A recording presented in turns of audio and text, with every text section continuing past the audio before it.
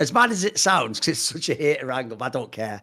If I was Perks, and let's be real, hypothetically, of course, he would never do this. But if I was Perks, I might accidentally, pocket dial.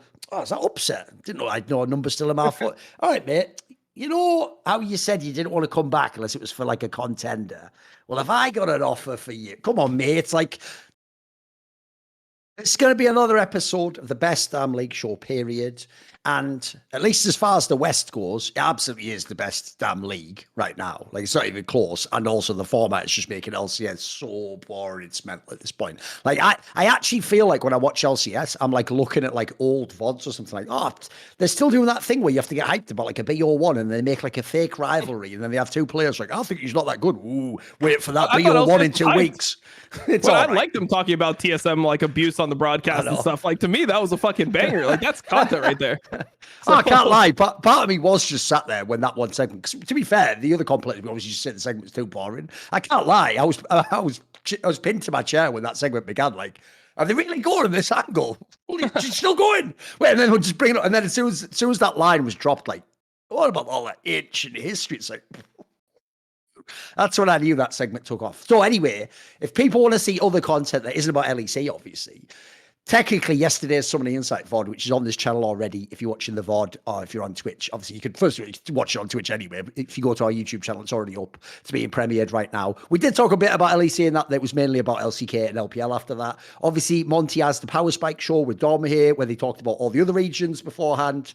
And then, let me think. Oh, yeah, that was right. Monty did that like top 5 players where he pretends to be a biker and then just tells you what players are really good. And because he's Monty, top 5 in the entire world, number 5. Here's just a little teaser to make you want to watch it. Because it's Monty, the number 5 player in the entire world this week was literally the jungler freezing the lanes at the top lane. It just got ahead. Like, because that's Monty, you have to understand. Like, I know you fools would pick like a Cassante player or some crazy like jungler. No, Monty took like the jungler just correctly freezing a lane. Like, wait, I love it. Was it the Carsa one? Yes. It went on with the Carsa one is so legendary because not only does he freeze the lane, he puts his hands like this while he's freezing the lane. On the camera, he's just sitting like this, like AFK in the game, freezing the lane just for like 10 seconds. You just look on the player cam, he's just staring directly out. Like, that's some fucking goat maneuver, bro. It was funny, put it that way. But yeah, the idea that's like the 5th best player. Well, okay, buddy, whatever. Like, so check that out if you want to. Right, obviously, we're going to get into this now. Right, now that we are in the group phase, we've had the first games play out. I actually think this was fucking already a banger. This format already is delivering, guys. Like, the joke was when I was watching these matches, I did keep thinking almost like, wait a minute, this isn't the playoffs though. Like, I kept thinking in my brain it was like an actual playoff match. Like, I mean, you saw most of the series, actually, even some of the 2-0s had exactly what you want from BO3. They have like at least one game that's close, and then maybe even the team that wins almost throws it. Like, I think this format already looks great, man. I'm way more engaged than I was when it was just the BO1s, Some of those BO1s would be a bit of a chore when it was like the middle of the split, Yeah, I think it just shows the adaptation that the teams are able to do in between games. Like, you'll have matches played out and you'll see that even with like a small draft tweak, the team that lost can normally gain a pretty big advantage in the second game just by doing it. Like, out of the first 4 that were played, there was only one that was a 2-0, which was the Koi versus SK. All the other ones had bangers, and these are between teams that are not really considered to be in the same tier. Like Mad versus Astralis, G2 versus BDS. I mean, G2, like, BDS has looked good, but I don't think people actually thought they were going to take games off G2 later on. So yeah, I definitely like seeing the draft changes that you have in the best of portion of it, because that's extremely important. That's an extremely important skill to start working on for international tournaments. And I think that's generally one of the big advantages that the Eastern teams have, is when they play so many best of series, they adapt better throughout the series to not only play from the losing side, also play from the winning side. It's like, okay, we just did this worked. What are their adaptations going to be? How do we best prepare ourselves for the adaptations that we're going to see in game 2? Which I didn't think that part was done super well during this section of LEC, but it's definitely something that I think people will get better at over time. Yeah, one thing I would just hit on that is it's one of those like meta contextual points that I think casual fans miss. We have the same thing happens in Counter-Strike if you don't know. So in Counter-Strike, one of the reasons why a lot of people hate the best of one format is because when you ban in best of ones in Counter-Strike, essentially you just both tend to ban fairly safely. So you go to the middle of the map pool, you sort of play like a shared map, as it were. Obviously, the better team will have more maps that would make sense in that regard. And it means that in a BO1, there's way more likelihood you have an upset. Now, to a casual fan, when you play a best of three, they're just like, isn't that just like three BO1s tied together? But the point I'm going to make is regarding how you draft. No, because in CSGO, in the BO1, you ban all the way until there's one map left. In the best of three, you ban one map each and then you pick a map. So it means actually in the best of three, the underdog team has if they have a worse map pool, have a way worse chance. But you also can experiment more, etc. So the key thing here is like that. Here's the difference. If you're not someone who's watched a lot of LPL and LCK, it is classic. Like T1, for example, are infamous for when they're up one game, they think they're going to win the series. They experiment and draft two. Or, like you're talking about, it's very different. Like game two on a draft in a best of three is so different if you won game one or you lost game one. Like if you lost game one, logically, it's like battle stations, right? We're going to have we're basically probably going to show our whole hand here. Whatever the game two draft is probably our best shit based on what happened in game one. And we're just trying to literally get back in the series. Whereas, as you're saying, if you won the first game, you have all sorts of options. Put it this way, there's no way I think they do that fucking Belveth G2 draft against BDS if they hadn't won game one, mate. There's no way that's coming out if that's like backs against, I just don't believe it, like that looked to me like it was like, right, let's see if we can go further with the champion pool and put even more shit in there, Well, it is G2, so they did do the 5 range, like they did do the 5 range draft. They also did the draft earlier this year where they just had like no way to play. They had like triple range bot side where it's like you have no one to engage or anything. So I wouldn't put it past G2 to just lose a fucking best of one horribly to like one of the bottom teams in the league doing some crazy ass draft. But for the most part, like I definitely agree with the sentiment that this just allows for better adaptation, and that's what we're seeing. And this is one thing that we're going to talk about when we hit some of the teams, but I feel like this is going to teach teams how to fix, like how to band-aid their problems, because there's a natural aversion to the idea of band-aid fixes, and I was talking about this on my stream, but I think it's a good talk to have with you, and I want to run it past you, which is the aversion of band-aiding, because it has such a negative connotation in the West. It's like if you're band-aiding, it shows that your problem is still there and you're not actually addressing like the root solution. But when you're playing these series, like when you're playing in a format like this, the best of 3 stage, Vitality has to band-aid immediately or they're not going to actually get to the playoff stage. Like these teams are going to need to find band-aid solutions and cover up their weaknesses earlier than they would otherwise. So I think that this is a great piece of prep for later on, because you'll get into that competitive mindset where it's like, look, cut the bullshit. We'll never be the best team in the world. Like none of these teams are going to be the best team in the world playing super standard. What's going to make them potentially like be able to compete with teams that are the best in the world, even if it's unlikely, is having unique strengths that other teams are not able to actually deal with or they're not used to playing against. So if you're leaning into your style as BDS of having like our bruiser top laners all the time, like obviously that's a style that's playing to your strengths, but it's also a band-aid to the solution that Adam cannot play like the meta champion super well. You give yourself the best option, the best opportunity to win these games through this type of play style. So I just like seeing teams be forced into those like fix our problems now earlier on, because I feel like when you have that second half of the split in like spring or summer from previous years of LEC, it was always a thing where teams were unrealistic. They're like, no, we can still play that weak side top strategy. Like, let's just keep on playing. And you have like 9 games of bullshit. You have 9 games of like Fnatic trying to be a team that they're not and just like running it down. And then finally when it gets to playoffs, it's like, okay, now it matters. Like, fuck all that other stuff. And I think that will just make you a better team long term. So hopefully that is like one of the benefits that EU gets out of this format change. No, I'm with you in the sense that I always thought the most unsatisfying part, if you're actually a top team in LEC in the current LCS format, is even though you're playing all these BO1s, it's like when you're actually a top team, there's not that many teams that are actually as good as you, just like in the server, in practice. So the problem is, Tom, if you have a game where it's like you have a bit of a sus draft at the end of this game 1 against a top team, what if the next 2 games are against like Astralis and fucking, would it be an XL this split, like the 2 bad teams where you can just get the easy win? Like you'll actually never know, should should I have fixed something? Like, if I stuck with the same thing, does it actually work? Or was I just playing a worse team? Whereas in the BO3, you have to instantly play the same team again. I also think as well, like you say, the format basically demands, realistically, that you just go all out once you reach this group phase onwards. You can't hide stuff. Like, it'd be foolish to do so. Like for example, if you come out of the group in second place, yeah, in theory, if you're G2, you could fuck around and lose, but you wouldn't want to come out in second place. What if it means you get a really hard next matchup in the playoffs, etc.? So essentially, it means you're not hiding anything. You definitely have to immediately, like you're saying, find solutions, because essentially, once you reach the groups, it is like you're in playoff mode, because there's only 2 out of each group going out. It's a bunch of BOX series. So you do see, like, and BDS is the best example, probably. Like, there was a few teams that were ruthless with what they did. Like, as you say, they didn't even attempt to play into, like, the normal thing. Whereas, actually, I agree. I think most of the split, if this was still, like, a round robin, and remember, we'd only just be about at the end of the first round robin in this particular case, wouldn't have had super weeks. It would have been drawn out with only 2 BO1s. You'd still be going 90% off what you've done in scrims. You wouldn't even really know fully what works for your team yet. And then on top of that, you probably would, like you're saying, just labour, but like you'd still try and have him on like fucking Cassante, a bunch of games. You'd give him, at this point though, if it's in a playoff scenario, it's like we're trying to just win this game now. So we must do everything that can work today. Because I do think in the long run, like, that's one of the things I also think fucks the Western teams. Not only do you not get very much playoff experience, but the BO1s are so alien compared to the playoff experience. Like I got saying it, you can absolutely, I've seen teams do, I think some of the old Vitality teams like that, they did drafts that would never work against a top team, but they were just playing the bottom 4 teams. You can steal a win with better players, Yeah, I mean, just look at, just in terms of the time that you spend playing. In a super week, which there was only 2 super weeks to split before in LEC, in a super week, you'd only play 3 games. Vitality played 5 games on stage and in a more competitive format in 1 week than they would have, like, even in a super week previously. Like, how much more can they gain out of that? After this week, we're not that far removed from them just looking like the best team in LEC. Now it looks like we have an obvious problem. We have to fix it now. Going into the next week, like, there needs to be changes immediately.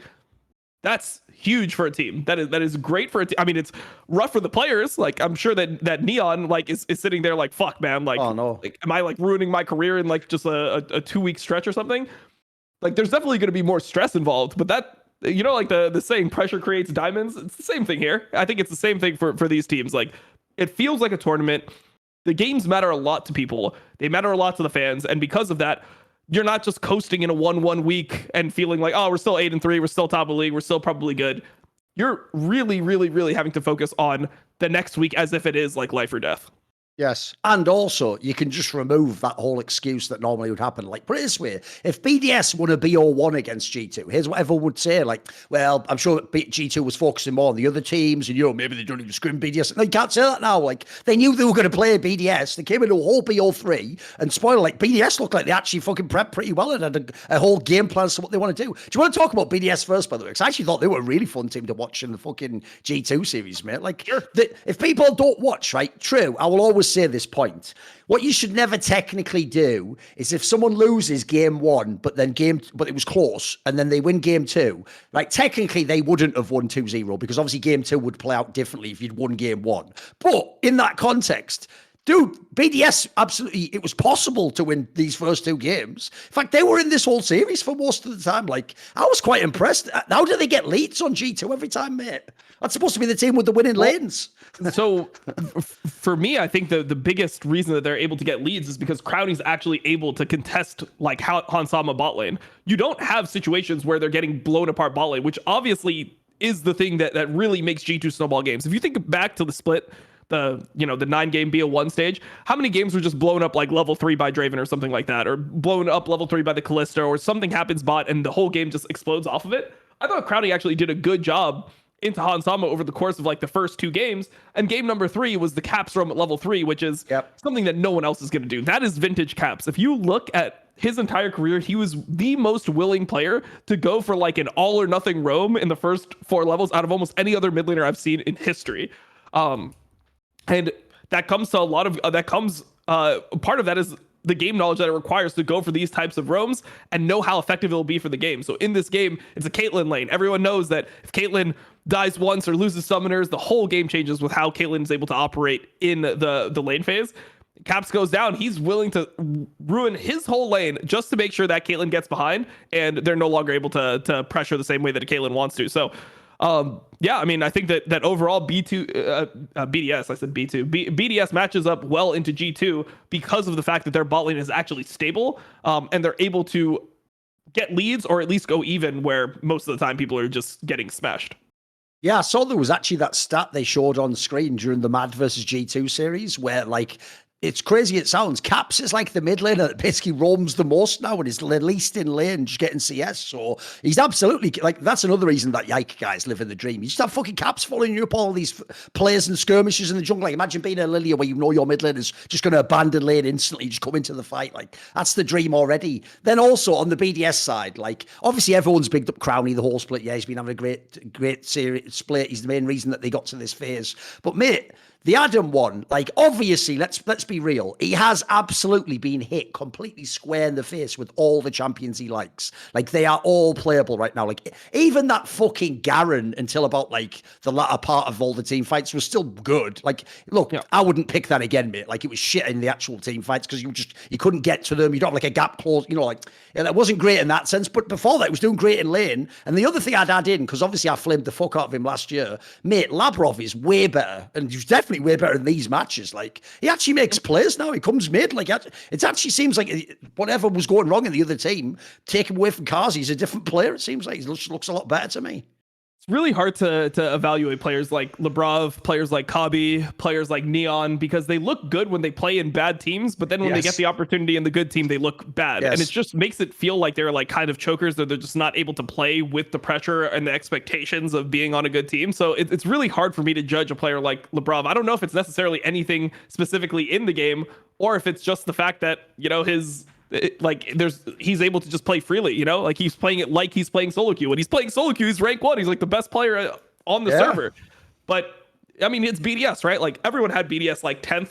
I went out on a fucking crazy limb. I'm like, I think they're 8th, and people were like, damn, bro, this guy's just biased towards fucking Crownie, this piece of shit. Like, people were mad about that. So, like, the fact that he's able to play with those low expectations allows him to just be the best version of himself, I would think. But yeah, I mean, Adam has definitely been performing well. I actually wanted to see Adam lean more into just who he is as a player in the series. I thought game 3, the Renekton pick was not it. I wanted to see him just go Darius. I've seen him win that matchup before. He played it versus Odo, shit on him. Yeah, he's looked solid overall on the pick. So I wish he was leaning even more into his Adam picks than he was, because honestly, I thought G2 like gave him everything that he wanted. Their draft strategy for the series was, game 1 they did 5 bot lane bans. Oh, I think it was game 1, right?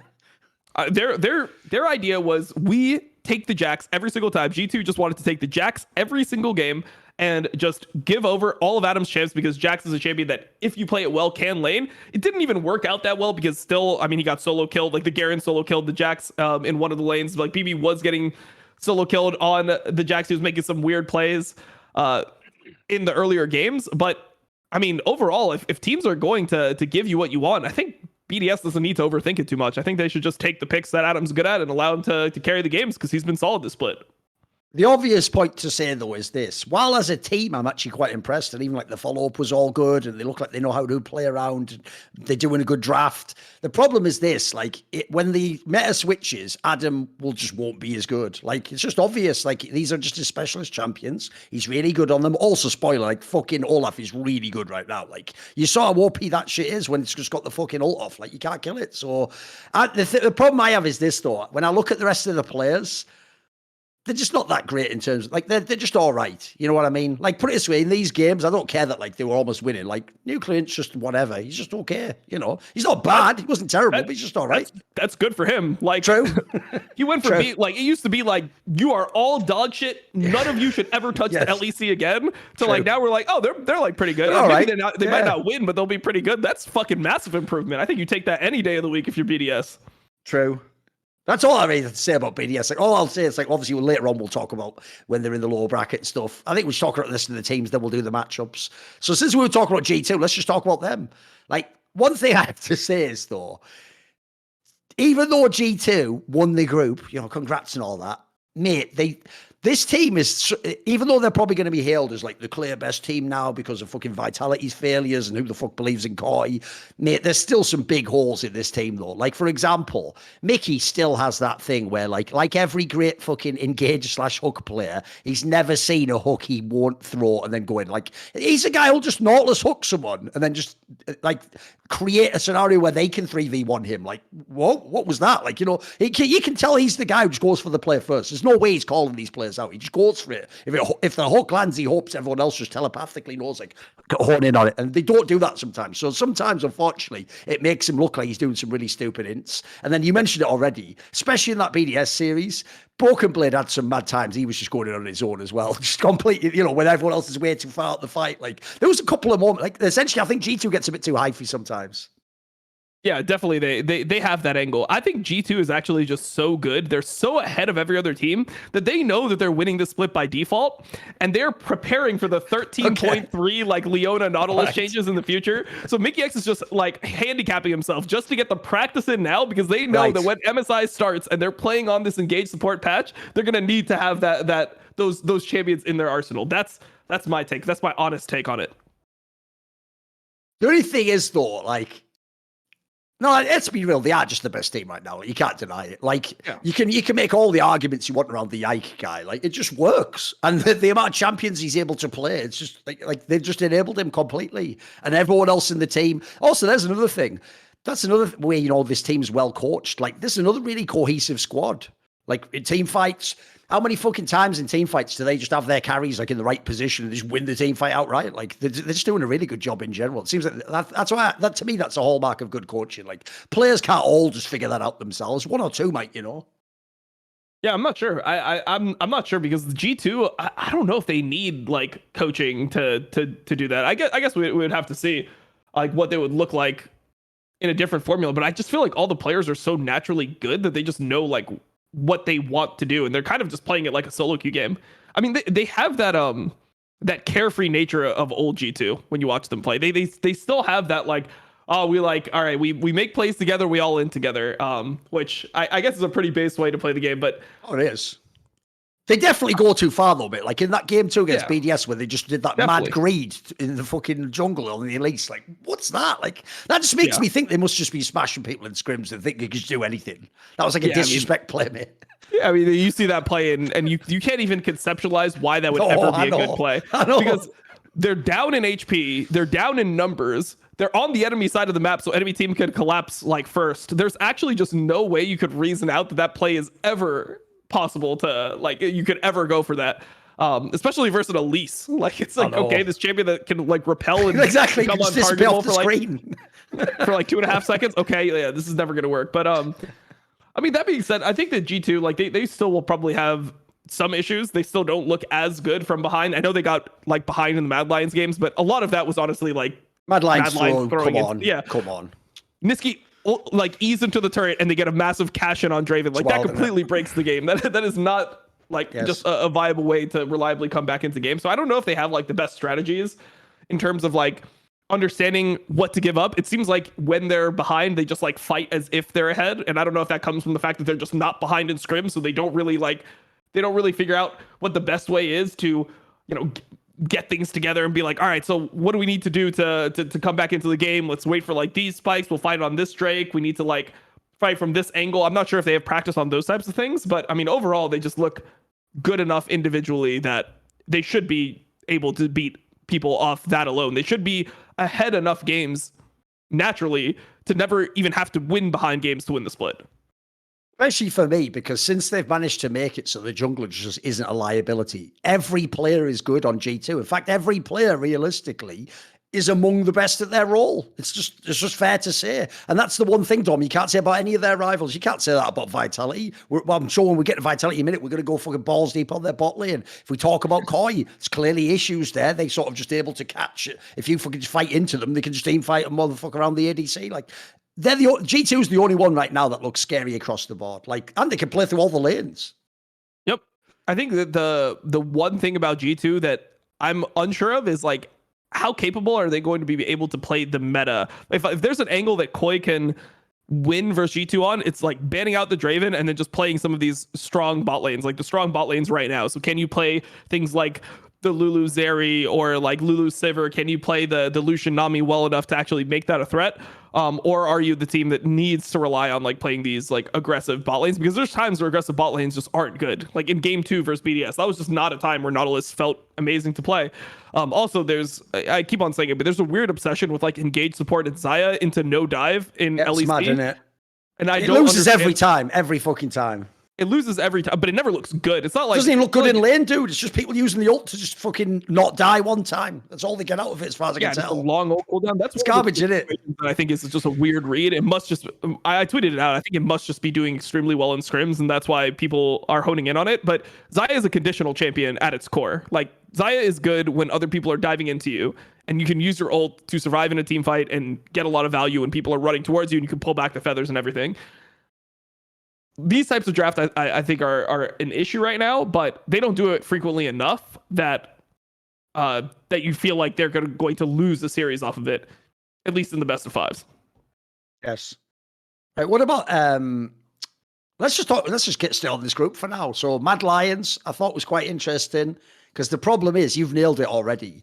Right, Mad Lions' ceiling still looks really good. Like right now, they look like if you put them into a best of 3, they will have at least one game where they will probably be ahead of any team in the LEC. They look like they can match up against a lot of different squads. But as you just said there, Dom, the big problem is exactly that.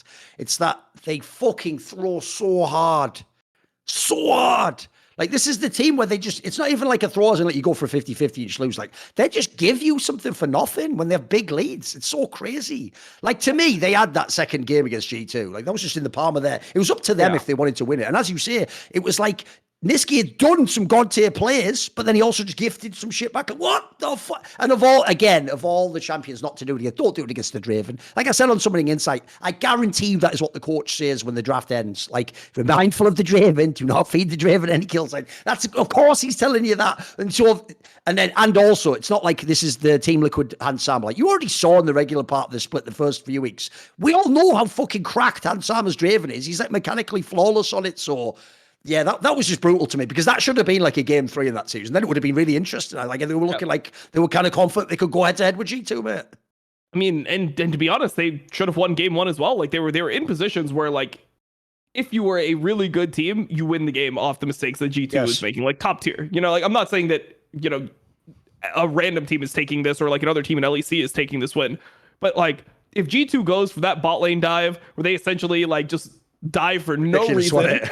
Yeah, as Draven, they go for like this suicidal Draven Rakan bot lane dive, and you're playing into Zeri Lulu. And then you also have a like Tristana mid versus a Victor. So that's not even something that's like you can reliably outscale or whatever. That's not a place where you can get a lead. Enemy team has like a Sejuani, which is super solid. If you do that shit versus a really solid team, they are going to just win the game. Like it's just too big of a mistake to have. So it's crazy to me that Mad Lions is not able to at least make G2 sweat for it longer, like have it come down to team fights. Before we even get to like the late part of the game, G2's already won. Like these games are ending at like 29 minutes. Yep. So there's no scaling. Exactly. Like I don't know, man. It just seems like other like Mad just gives away the leads way too easily. Yeah, I mean, if you get big leads, like you got to be able to understand how to leverage the lead rather than just like fighting to the death and like skill checking the enemy team or diving a turret into a Draven. Yeah, because that's the thing. It's like I say, the way that they're throwing it is just doing like really bad, like almost greed plays, or like trying to go on like, try, as you say, like skill check, like try and do some crazy mechanical plays. It's like, bro, you're leading these games. And anytime they were like even or slightly ahead, Dom, they were doing really well finding skirmishes and fights. Like they could find like scenarios where they had one extra person, like a whole bunch of times. Or when the Draven like wouldn't be with the rest of the team, they would start a fight quickly before the Draven could get there. Like it was like right on the margins, loads of those fights of them potentially winning them. Like I actually, the joke is, even though G2 ends up looking like the best team in the LEC, I actually thought Mad Lions, like I say, if you just believe in the ceiling part, they can beat anyone. Obviously, the problem is the flaw. They will also, like, there's a world where they're probably going to toss a game to every team they play as well.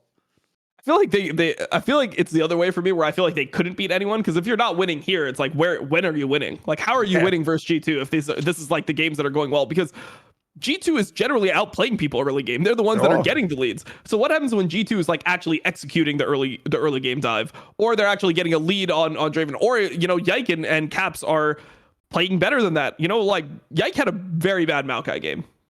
Obviously, it just doesn't matter because of what happened, and it's easy to forget.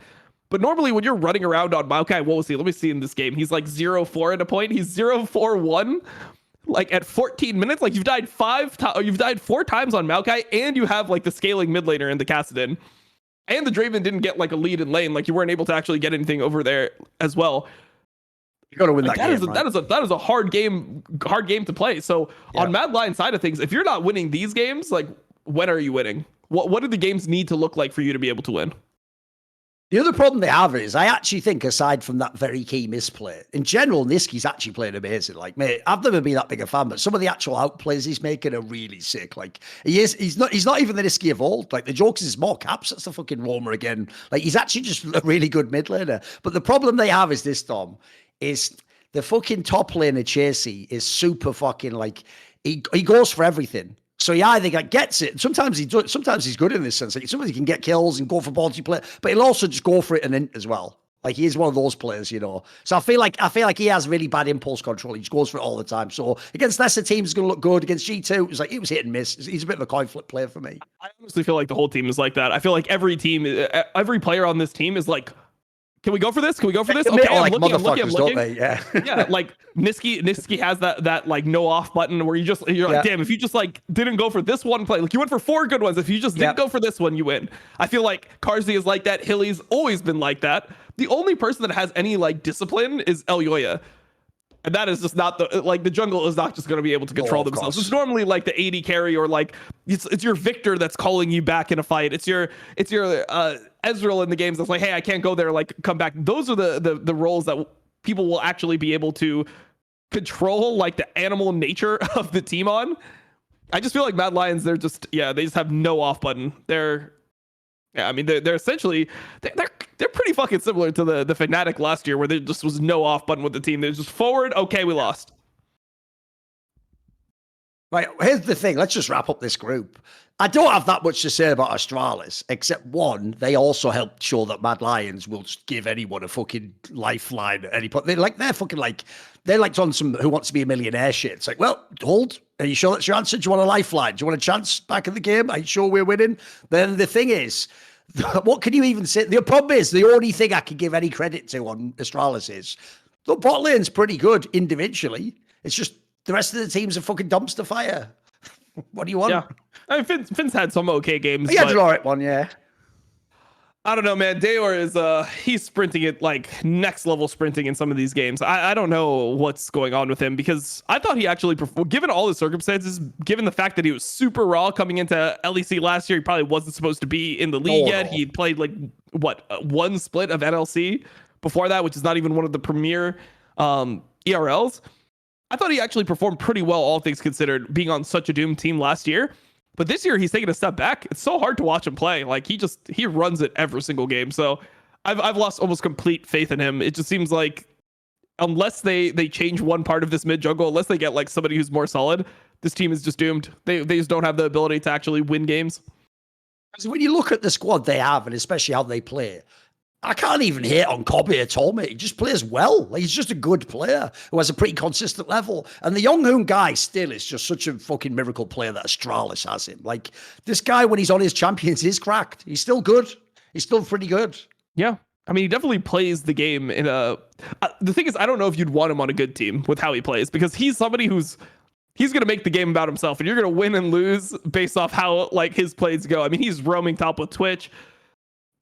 Those plays ended up kind of like working in ways, like he was getting flashes, but those were just bad plays to go for. I mean, he just doesn't seem like a support player that's going to do the things that you'd want out of most support players on a top team, like putting good vision down and, engaging at the right time. He's kind of just a wild man. He's just like a jungler playing support. He just wants to fight all the time. He wants to just play like crazy picks. He wants to use crazy tech like Predator on Lux and shit. That's just him. So I just say to me, he's like someone, even though he's Korean, he was born to be an LPL player, mate. He's supposed to be on like, like the 10th best LPL team where they just let him do this all day long. Like he's on like your UP or something and he just fucking gets spike all day and just goes balls deep on every play. And it's just like, you're never going to win LPL, but you'll be on Monty's top 5 players of the world, where the joke there is you won't be, because this will be like, look, that's great base timing at 4:35. Incredible. Like he'd be on the real top 5 players of the week is the joke. True. Yeah, that's fine. I can agree with that. He could play on OMG and just like send it permanently. Exactly. Any team that just loves to go hyphy, just put him on that and set him loose. Because like I say, there's not that much more. Here's what I'll say about Astralis. Obviously, they weren't supposed to be at this phase of the tournament. They did outplace teams with enormous rosters in Fnatic and Excel. Just to be here and then team win a game off Mad Lions is already enough. Like, I don't expect you to do anything more. BDS should take care of you. Like, that's fine. I don't even blame them. Look, don't ever build the roster like this again, though. Like, not only did the day pick not work, the 113 guy, that for real, I would be having a serious questions about who the fuck put this roster together, because I don't know anyone who was in on this guy. Like, the joke at this point in time is the name Carmine Corp must just fucking hypnotize people, because the amount of players, Dom, that have gotten to the LEC from that team, where it's like the eye test doesn't check out at all. Like, what is this shit? Yeah, like and the that, joke like is that 80 carry they had last year. Like, yeah, even he's pretty bad. Yeah, bro. Like, come on, you're playing with humanoid Razork and Wonder. You're not able to make playoffs. Like, that's really, or group stage even. That's really crazy. So yeah, no, I mean, things are bad when K Corp fans are flaming their own player. Like, that's how you know that 113 was not it. No, exactly. He definitely was not it. And then the problem is it's not. There's the other thing, right? People would think Finn would have more carry games, especially because like Jax and stuff's in the meta. Like, I don't think this team could even play around him if he got ahead. You know what I mean? They're not. The team just doesn't have the fucking. There's no cohesion in that regard, is there? It's tough. I mean, if he got ahead enough. Like, they have winning sides, but it's such a bad recipe when your worst 2 players are playing in the middle of the map. Like, that's where you want. Yes. You want your especially good in LEC there. for fuck's sake. Yeah, you want your good players there to be able to help the side lanes, but like, it's so hard to bring your winning bot lane pressure mid when your mid is just like dead all the time and your jungler is super coin flip. Also, 113, you're already on Jarvan duty immediately. Get the fuck out of this league. There's about 50 champions in the meta, you rat. Why are you playing that? Well, I mean, it was good. It was good in that game. I was super down for the Jarvan pick. I was calling that shit on my stream. I was like, if he picks Jarvan here, it's amazing. So I'm on the other side. I love the Jarvan pick in that game. If you pick full of mobile, like, Jarvan still exists for a reason. That's all he has, though, mate. Like, he doesn't have the real champion pool that's in the meta right now. Like, go watch the leagues, you're not going to see that. Look, it was good there, but it's also just like he played Jarvan before when it wasn't good at all. It's just he's like Viego and Jarvan are the picks that he's always looking for. Yeah, that's all he's got. All right, let's do the other group then. So obviously the big shock was the Koi one. Although to be fair, we did say we thought they'd beat SK. It's just obviously no one had them beating Vitality in theory and all this shit. So we will get to all the Vitality stuff, and obviously in doing so we'll talk about this, because really, actually, the stories are connected, aren't they? Like, obviously, the main area most people identified on Vitality is like, ooh, it's getting a bit dangerous, though, that we still haven't seen, like, anything really from the bot lane. Like, they kind of been non-existent. Even when they win games, they kind of get dragged to victories. Put it this way, if they were any good, there wouldn't have been that 53-minute game or whatever against fucking Excel. Like, the game would have just been over way earlier. So, the thing is, Koi was the team that specifically exploited that. Because what do you know when you actually put them in a scenario where, first of all, Trimby has like 2.5 times more fucking support champions than everyone else in LEC, and then also you just get a comp onto the strong ADCs. Like, you can't fight into this team, mate. They just know how to team fight. Like, in these team fights, if you watch them, like, comp's just protected the whole time. Larson's on the side just doing like a Zay damage or something. Like, how are you supposed to fight into that? Like, because Vitality and teams like that love to go hyphy as fuck, but like Koi was sort of just like, they had like the more defensive style, just taking the dragons. They're just playing boring League of Legends. It just worked. Yeah, I mean, it worked. I think that like in the SK series, you still saw like Comp and Trimmy just not looking like themselves, but that makes the Vitality meltdown look even worse, because it's like, damn, like Comp and Trimmy are still not playing their best league, and this is how it looks. I don't know. I mean, Koi looks similar to last year, but they just still look like a slightly worse version of who they were last year. Like, I mean, Shigenda has literally just became a worse version of IWillDominate. He's like IWillDominate. He's not 2.0. He's IWillDominate. When they won those games, like, they've just beaten Vitality, the team some people thought was the best. Even when they won those games, he was like invisible, mate. You never noticed him in the game, if you know what I mean. Yeah, he doesn't really. I mean, it doesn't feel like he really contributes much to winning. Like, I can't imagine him going on a team and being the difference maker between winning and losing. It's like he just kind of exists up there, tries not to like get too far behind, just wants to like farm as much as he can, doesn't want to flip anything ever. Like he's not the type of player that wants to like flip a trade and outplay you, which is weird because he was hyped up to me as this like Fiora, Jax, Camille player. And if that's your champion pool, I feel like those are the angles you're looking for. You're always looking for the, like, let's get into a 50-50 fight where I'm just going to be the better player than you. It feels like he's just perma weak side now. Just plays weak side duty. Plays whatever champions, like Gnar, Sion, whatever the fuck he's going to play. And he just exists in the game. Plays like, okay, nothing special, nothing terrible. He's just it's like a relatively boring player, to be honest. And also, even though I saw there was an interview with Freddy1122 where he literally referenced what you're talking about and said something like, if it's the right meta, then he'll be on Fiora. It's like bullshit. One, bullshit. Yeah. Two, let me see it. Because right now I'm not seeing it. And if you look at the way Koi plays, you'd be a lunatic not to play to bot lane right now. Like, you have one of the most self-sufficient, stable mids in the fucking whole league. And if you watched all these group games, guys, everything was about like bot lane fights 2v2 at the beginning of the game, or there's a dive. Like, if you have Malrang, you just dive in bot lane all the time. Like, at minimum as a cover, because the other team's probably diving bot lane. Like, that's why it's so mad if you think about it. Like, the area, because I noticed a lot of people are actually flaming LEC. I feel like the reason they're flaming them is because at the moment it is super heavy around like whose bot lane's doing better in the game. And a lot of the big bot lanes are actually fucking mad iffy right now, Dom. Like, so as a result, I think like well, obviously, I mean, we're talking sort of around them now. I think like fucking some of the shit the Vitality bot lane pulls early reminds me of like Fnatic last year, mate, where you just like Hillsang ints like right in the middle of the beginning of the lane. Like, what the fuck? You didn't even give me a chance. Like, it doesn't matter what you draft if you do that. You're always just behind. Like, the bot lane meta in Europe is so weird right now. Yeah, I mean, it's definitely a weird meta, and then it's also just, I don't know, man. Like, when you're watching the games, there's just like like just weird obsessions that bot lanes have. Like, they just refuse to play lanes properly, like according to the book. It's almost like they think it's so it's like too textbook. It's like, no, we're not gonna. Why would we play like that? It's like, dude, you're playing Caitlyn Lux. Like, just play like it's fucking Caitlyn Lux. Like, just play the lane out normally. I'm surprised by all these all-ins. It seems like they all just tried to fucking go ham immediately. Well, yeah, I mean, it's just not really a good bot lane to flip trades. Like, most of the ways that you're winning bot lane now is through like when you're playing like Heimerdinger in previous patches, or you're playing Ashe support, or you're playing the Vera support, or any of them is like you take a good trade at a good timing and you just slowly whittle them down. You take a trade that's good, you back off, you wait for your things to be up again, your resources to be up. Take another trade, you eventually like get a plate lead, or you get like a CS lead, you force a bad base. It seems like these types of advantages are just not enough for a lot of like the bot laners. They just feel like they have to like do something immediately. They have to win super, super hard, super early, instead of just letting the game come to them. So yeah, I'm not really a fan of a lot of the play styles of bot lanes here. I guess we'll have to see how things, progress. Obviously, the meta is going to change and it's going to favor this. But I don't know if it's people being bored or just being completely incompetent. It just seems very strange.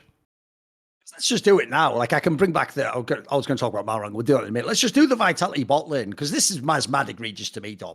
Even in the fucking series they won, they were just trying to fucking lose the lane. It looked like why do they just greed for fucking like a kill at level 2 or whatever it is? Like, I don't get it, mate. And then on top of that, like, this is a team where it's like you don't even sometimes know, like, do they know if that enemy jungler's there? They're still going for it, thinking they can win and get out. Like, I almost get the vibe like they have so much pressure on them because the joke is everyone said Vitality's the best team, but then only praised the top side of the map. It's like these guys. It reminds me back in the day of when in IG you'd have the Shy and Rookie, and they were easily the best players at their position, and then Jackie Love would still go balls deep on every 2v2, and it's like, bro, just fucking get some CS and let the solo lanes win. Like, this Vitality team, I actually feel bad for like Bo and the fucking solos, mate, because some of these games they lose, Bo he would have to path 24/7 bot lane to cover these guys. And then the solos are sometimes even fed. They just can't win a team fight if your ADC can do fuck all, he's behind, and then their ADC's a mega fed Zeri. Like, what do you want Vitality to do? Like, if I was the coach, I would have, it's fucked up because I'd sort of have to say, some of you are playing the game really well. Some of you, you're the reason they aren't winning. It's fucked up as that sounds. Yeah, no, it's definitely that type of it's just a liability for a lot of different people. I mean, part of it is just the way people are playing around bot lane now, so they make it hard to play bot lane because junglers just do 3 camps and they walk bot and they just sit in your lane for like 45 seconds because catch-up experience is just in the game again. That's part of it, but then the other part of it is just bot laners just not playing well around what's happening in the game. Like, you have to just do the basic things that other people have figured out around the world. If you're playing against one of these like Varus supports or these Ashe supports, or you're playing like a Lux, or you're essentially going to get out-traded level 1, you go and you ward the angle so you don't get flanked at the beginning of the lane. You try to make sure that you're safely checking all the bushes that are in front of you so you don't end up in a situation where you lose a really bad trade and you're not able to push the same way every single time. So for like, it's just weird because I think that bot lane should be so figured out at this point, and a lot of the players are just making like mistakes that are easily fixable in your own practice. You can run 2v2s, like you could do the 2v2s, no jungler included, in scrims with your academy team and just figure out the trading patterns of a lot of these lanes. But it seems like that is just not being done. And I saw that on the broadcast, like, thankfully they did make a big deal of it. Mate, that play they did against, I think it was against G2, right? The one where Neon just wouldn't Xayah flash over the wall. It's like, so you'll go for every other stupid 2v2 fight that doesn't make any sense, even when you're not even on with like necessarily the more powerful lane, but you won't flash for that. What is this? Like, the fuck? I don't even like the idea of fighting. Like even if he flashes, what was the necessity? Like, he could have even told his support to walk back, and they could have both gone out as well. Because the other thing was, Kaiser was committed, mate. He was just out of position. Like, yeah, you either get the kill and you're going to make it a trade, or he's just going to die. Like that whole play made no. It made it seem like they're not in sync. Those two players. Like, I don't know what's off, but they were not. They didn't have the same vision of what they were going for. Like, Neon was trying to get out the whole time. It looked like, you know. I mean, when you're watching the play, it doesn't even make sense at the beginning of the play, because you started hook on Nautilus. They started spell shield in order to counter your hook, but your hook is on a lower cooldown than the spell shield. So perfect. Like, if you're gonna take this trade, why are you not waiting for your hook to come back up and then playing it? Like, I don't understand. Even if you have no knowledge of like this happening, right, at all, it's not like he hooked in and he was committed from the get-go. It's like he hooked in, saw the spell shield, walked out, then he's like, oh man, I'm gonna take this like Hail of Blades trade from the Ashe, and that's gonna suck. I'm gonna lose like 200 HP here, so we have to fucking send it. It's like such an overreaction. It just literally looks like tilt. It doesn't look like this is what the measured reaction would be. It just looks like they're upset that like Kaiser's upset that he's going to take like a free 200 damage at the start of the lane. Also, on top of this, you could tell that the strategy from Vitality in this game was that Nidalee was going to level 2 gank bot. He was going to do red and he was going to run the fuck bot. Like, Bo is playing champion so that he could level 2 affect the lane because he knows that his bot lane can't survive until level 2. So if he gets there before people hit level 2, maybe his bot lane will still be alive. Yes. They don't even wait for him to be there to send it. They just send it immediately. It's like, bro, are you going to let your top side carry the game at all? It's not that hard to play weak side bot. Most fucking laners would kill to be able to just sit there and play Jhin, Ziggs, like, you know, you could play your engage supports, have your, like, just, you don't have to fight in lane, you don't have any type of pressure to win your lane, you know your top side is going to be winning like 80% plus of your games. Why do they feel like the need to, like, it's like they're trying to impress their teammates, they're trying to like prove to their teammates that they're not shit. It's like, no, we're not the weakest of our team. I really do think the fact is that it's sort of like everyone is just saying, everyone else in Vitality is great. This bot lane shit. Because it's like you're just greeting. Like you say, just CS, mate. You'll win the game for real. Like, if you just, like, even, you don't even have to do it as crazy as, like, the classic Reckless pick. You just pick Sivir, but just fucking lane. You know what I mean? Don't go for any 2v2s. Use that shit to get out with the ult, like, because the saddest thing about this one is, bearing in mind, like, they were, like, in fucking trouble against Heretics, mate. If I was Photon, who I think is just pretty much, he's just played well the whole time. He plays well every game, it seems like. If I was him, and Perks in all the team fights is good, I'd just be like, can we just have a chance to win the fucking game, please? Like, I know before people said you were doing nothing. Can you go back to that? Please just do nothing again. Because right now, like I say, I'm not asking them to do anything extra. I want them to do less in the bot lane. Just play a boring ass game under the tower. Do it. Yeah. I mean, look, I'm all for playing damage dealing AD carries when that's what your team needs of you. But if you're on this team and this is your top side and they are like literally just skill gapping people in most games, Yep. just play the Jhin, sit 4 screens away and cast W and R. Like that's good enough. You don't need to do much. Fucking Jackie Love. With his team right now, with how top esports is playing, Jackie Love is willing to play the Ziggs and Jhin duty. He's willing to take the L and be like, you take the Draven, I'm going to play Ziggs and like throw some bombs and not die to the Draven. And then like, we're going to just go into team fights and I'm just going to throw my ult from range with like Jason Ziggs. Perfect. Like that's great. That's all you fucking need. If Jackie Love with his fucking massive ego and him being the inter that he is willing to do that, you better be willing to do that in LEC when you're playing with like one of the best top sides potentially that we've seen before in the region. The other thing I want to ask you about was this. Do you think, because in general, I actually thought like a lot of the rest of the game was fucked by the bot lane and they were behind in a bunch of games. It wasn't like a lot of the games from the BO1 stage for Vitality where they were just smurfing through topside. Right? I did think that in that game though, I think it was in game 3 against Heretics.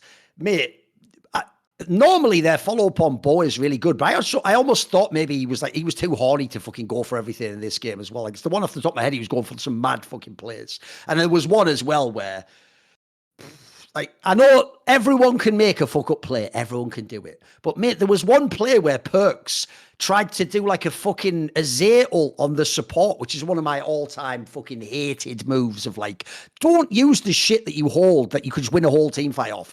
Just try to catch one support that's, like, on the edge. I hate that so much. So, yeah. In general, it looks like, I don't know, I do think they played a lot freer in the BO1 stage. It looked like a little bit of pressure did affect Vitality a bit here. That's why they didn't look as smurf to me.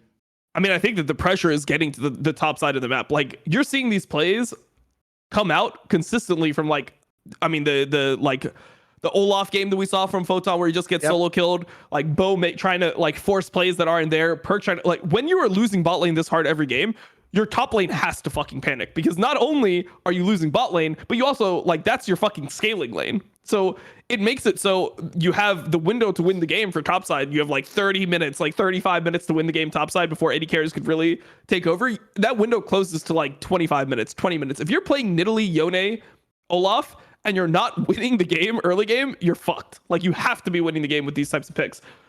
So Vitality's trying to figure out what the solution is. They came into the series versus Koi with a very obvious mindset. They wanted to weak side bot, right? And their solution to weak siding bot was they wanted to play the Sivir Zeri trade where maybe you lose out a little bit, maybe you're down like 10, 20 CS, maybe you lose a few plates bot, but you're overall fine in the game and you're going to rely on your top side carrying. This is a Photon game to carry. Give him his Gwen, you're playing a Sejuani for him, and that's going to be like your point of strength. You know, Perks is able to play the Jace now. Excellent. Like, you have a strategy to win the game, but bot lane lost so unreasonably hard that people just started like having to dive top. They like drop Herald top. They're sending people. They're trying to kill the turret. They try to dive Trimby afterwards. There's so much panic on the side of Vitality's top side because they know the bot is exploding. Like, this is next level underperformance. You don't lose your turret in 9 minutes to like Caitlyn Lux. Like, in the game, this is the comparison I was giving. In the game where Reckless and Rux played that Xayah Leona that was fucking terrible into Caitlyn Lux, which is the most oppressive bot lane, they lost their turret, they lost 4 plates in 11 minutes. When they're playing against the hardest bot lane to play into as the fucking Xayah Leona, which is worse in lane than the Sivir Lulu. Like, Sivir Lulu can at least throw their spells at the wave and fucking clear it. How the fuck are you losing your entire turret in 9 minutes? As a fucking Sivir, like, versus Zeri Soraka. Fuck what you're playing. They're playing Zeri Soraka. How do you lose your whole turret in 9 minutes? That is unbelievable. It breaks the game. Like, you could literally go AFK for like the first 3 minutes and still keep your turret up for 9. It is crazy how hard they're losing bot. Even though, bearing in mind, like, they probably are still going to get through and go to the playoffs. Like, they're still a good team and all that. So I am doing like a hot take here. And I understand we're only like 5 weeks in. And even though, like, you're right, they've played a lot more games than you normally would. But even so, it's not that many weeks in the split, right? As bad as it sounds, because it's such a hater angle, but I don't care.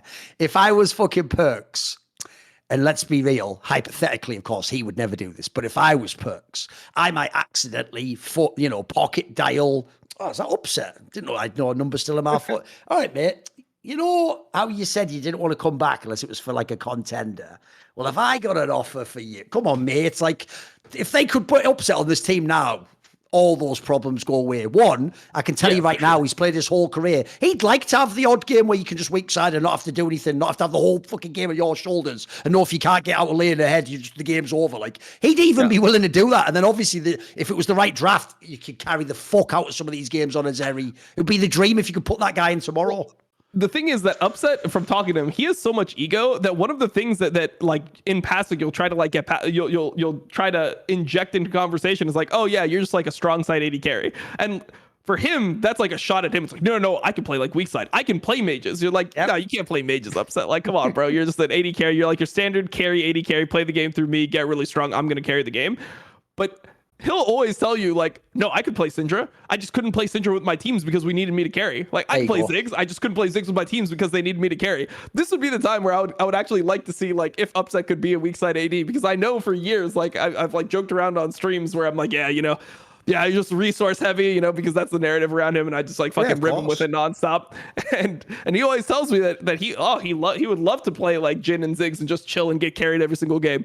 This would be his time to do it, man. I have a similar joke about CSGO pros, if people have watched my CSGO talk shows, which is that's one of the most annoying things about good players, is you're actually complimenting them like you say, you're really good at these things. And then they go like, whoa, you said I'm not good at the other stuff. It's like, you're not a fucking perfect player. Yeah, like, you know what? Spoiler, if you're an ADC, being a really good strong side player, some would say that's the best thing for that role. What are you talking about? No one wants to be on weak side duty, but they have to be like, I could also do that. It's like, just take the fucking compliment, please. Because like in that scenario, essentially, if I just took that away and was like, you're really fucking banger when they play around, you kind of like ruler. You're like, yeah, thanks for the compliment. If he's like, no, but I could also be like prime reckless also. It's like, why even insert that? Wouldn't you rather be ruler? What are you talking about? I'd rather just be the best ADC in the world, mate. I don't know if anyone's aware. I don't even personally think Uzi is the greatest ADC ever. But I understand why people pick him, because every game he was like, I don't give a shit what the meta is. Just give me everything. The joke is I'm the strong side no matter even if the game can't be played that way. Like, I'm with you. Like, there's no Upset. You don't need to prove that, mate. Just be the best at what you did. Be the best at what you did. Because that's the problem. Vitality right now. I mean, I guess we'll match them up in a minute, but they shouldn't lose, but it ain't impossible. It ain't impossible, Dom. It is not impossible. If you look at the teams they're going to have to play, it ain't impossible. I mean, they're probably like, look, if the regular season has anything to do with what we're getting in these groups, if SK plays against Vitality's bot lane, based off what SK... Mate. Yes. Oh, I don't even think, like, I think their bot lane will win guaranteed. It's not even that I think their bot lane might not win. It's that their bot lane might be able to carry the whole game. They might be able to carry harder than the Vitality top side based off how fucking hard Vitality's bot lane is running it down. That's why I'm saying, hey, I've been saying it the whole time. I want to see Band-Aids. I want to see Jhin. I want to see Ziggs. I want to see lane neutralizers. I want you to neutralize the bot lane and allow other people to play the game, because when you're watching these games, like, you're seeing...